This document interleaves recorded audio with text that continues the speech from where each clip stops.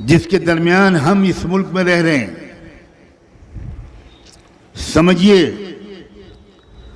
اس قوم کی قیادت نے، اس قوم کے مصنفین نے، اس قوم کے فلاسفرز نے، اس قوم کے تھنکرز نے، اس قوم کے کچھ لیڈرز نے آج سے 100 سال پہلے مہاراشٹر میں بیٹھ کر ایک فیصلہ کیا کہ ہمارا قومی نصب العین یہ ہونا چاہیے۔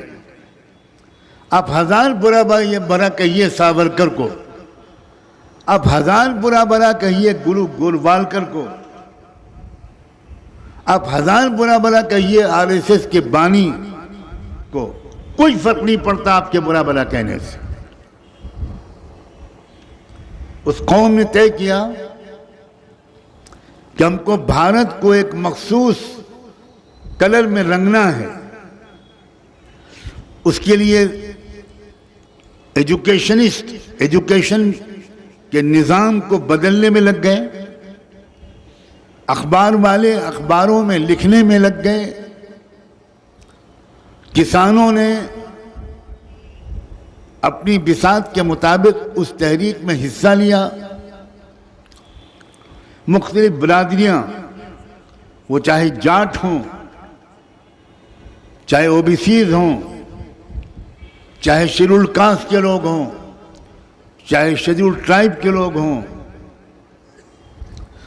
انہوں نے محنت کی، گاؤں گاؤں جا کر لوگوں کو کچھ سمجھایا، اور اس نصب العین کے لیے ایک اچھی خاصی تعداد کے مردوں اور عورتوں نے، انٹلیکچوئلز نے، نوجوانوں نے، عام لوگوں نے، اسکول اور کالج کا چلانے والے مینجمنٹ کے لوگوں نے، سب نے اس نصب العین کے لیے کام کیا، اور آج وہ اپنے آپ کو اس گول اور نصب العین کے بہت قریب پا رہے ہیں۔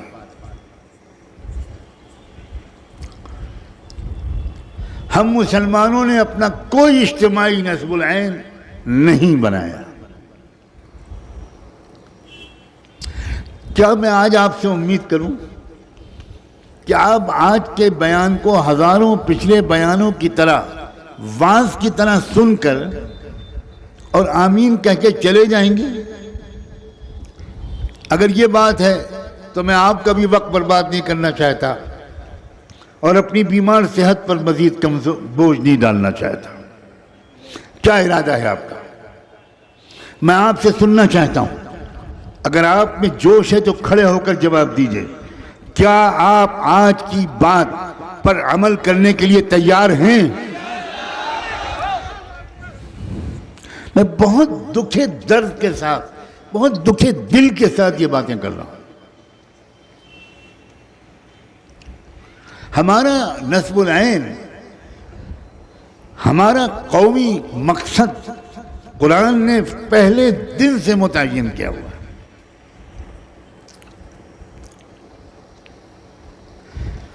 کچھ جوشیلے مسلمان یہ سمجھ رہے ہوں گے اس وقت، نوجوان، کہ میں اپنا قومی مقصد یہ بتاؤں گا کہ ہمارے ملک میں اسلامی حکومت قائم ہو جائے۔ ہو سکتا ہے کچھ جوشیلے نوجوان، یہ پٹھانوں کا شہر ہے، ہرگز نہیں، یہ قرآن کا بتایا ہوا مقصد نہیں۔ کان کھول کے سن لیجئے، قرآن مجید حکومتوں اور اقتدار پر قبضہ کرنے کے لیے نہیں اتارا گیا۔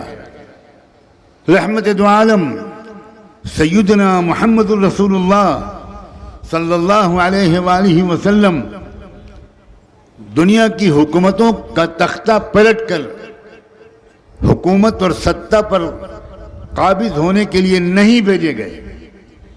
یہ الزام تو دشمن ان پر لگاتے ہیں۔ افسوس یہ ہے کہ مسلمانوں کی اکثریت بھی اپنی جہالت کی وجہ سے، قرآن کو براہ راست نہ سمجھنے کی وجہ سے یہی مقصد سمجھنے لگے۔ میں 2 آیتیں پڑھتا ہوں، علماء بیٹھے پوچھئے ان آیتوں کا کیا مطلب ہے۔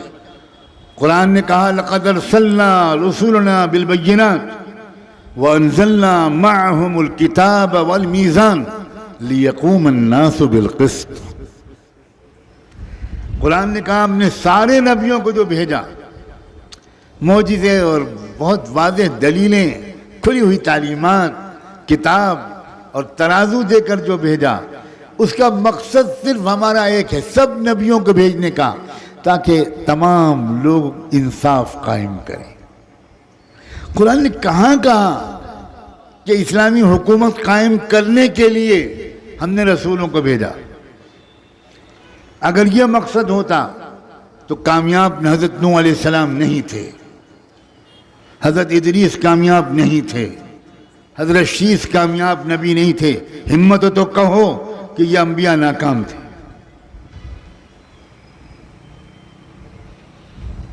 دوسری آیت جو میں نے شروع میں پڑھی تھی، کنتم خیر امت اخرجت للناس تأمرون بالمعروف وتنہون عن المنکر وتؤمنون باللہ،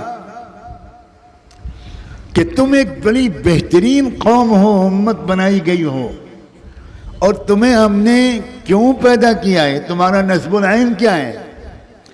تم کو صرف مسلمانوں میں کے لیے کام کرنے کے لیے پیدا کیا گیا ہے، یا اخرجت للناس، ساری دنیا کے انسانوں کی ہر پہلو سے ترقی کے لیے تم کو ہم نے بہترین امت بنایا. تمہارا نسب العین انسانی برادری کی خدمت ہے. اور آگے کہا تأمرون بالمعروف وتنہون عن المنکر، تمہارا اصل کام، تمہارا اصل مشن یہ ہے کہ تم اچھے کاموں کو پھیلاؤ. عجیب بات، معروف کسے کہتے ہیں؟ معروف کہتے ہیں وہ بھلائیاں، وہ اچھے کام جو انسانی فطرت، سب انسانوں کی فطرت جن کو اچھا سمجھتے ہیں. اس میں کون سا اختلاف کے لفظ ہے؟ کون سا کسی قوم کے کسی قوم کے اوپر غالب آنے کا لفظ ہے؟ وہ چیزیں پھیلاؤ جن کو سب مانتے ہیں، سب احترام کرتے ہیں. معروف، بھلائیاں، نیکیاں. خاندانی اثر سے، ماحول کی خرابی سے انسان بری چیز کو پسند کرنے لگے، یہ تو ایک عارضی فنومینا ہے. فطرت اس کی بھی اس چیز کو ناپسند ہی کرتی ہے. آپ کسی نشے کے عادی سے پوچھئے کہ کیا نشہ کرنا، ڈرگس لینا، شراب پینا یہ اچھی بات ہے؟ تو وہ کہے گا یہی کہ بھائی مجھے تو لت لگ گئی ہے مگر یہ اچھی چیز ہے نہیں. کسی مستقل جھوٹ بولنے والے سے پوچھئے کہ جھوٹ بولنا اچھی بات ہے، وہ کہے گا کہ بھائی میں کیا کروں، میری بہت عادت پڑ گئی ہے جھوٹ بولنے کی، مگر جھوٹ بولنا اچھی بات نہیں. ایک اجتماعی نسب العین ہمارا مقرر کیا گیا تھا.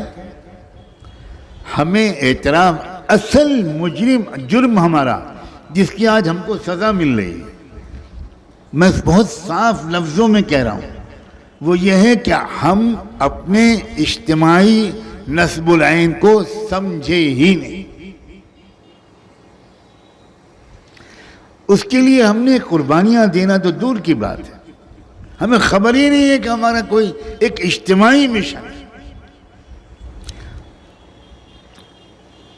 سب کی ذمہ داری ہو، بوڑھے ہوں، جوان ہوں، پھر دہراتا ہوں، ڈاکٹر ہوں، انجینئر ہوں، وکیل ہوں، اسٹوڈنٹس ہوں، لڑکے ہوں، لڑکیاں ہوں، انٹلیکچوئلس ہوں، پروفیسرز ہوں، سائنٹسٹ ہوں، پولیٹیکل ایکٹیوسٹ ہوں، سوشل ایکٹیوسٹ ہوں، پالیسی میکرز ہوں، رائٹرز ہوں، شعراء اور ادباء اور مصنفین ہوں، رکشہ چلانے والا ہو، آٹو چلانے والا ہو، اور جوتے سینے والا ہو، اور فٹ پاتھ پر بیٹھ کر چائے پینے والا ہو، سب کا ایک اجتماعی نسب العین ہے. کہ وہ تھوڑا تھوڑا حصہ لے۔ اب میں اپنے ملک کے حالات پر اپلائی کر کے کچھ صاف صاف بات کہنا چاہتا ہوں۔ ہمارا قومی نصب العین، بھارت کے مسلمانوں کا اجتماعی مشن، بھارت کے مسلمانوں کا اجتماعی اور قومی نصب العین یہ ہونا چاہیے کہ ہم بھارت کی ہر پہلو سے ترقی کے لیے قومی پیمانے پر کوشش کریں، ہر پہلو سے ترقی۔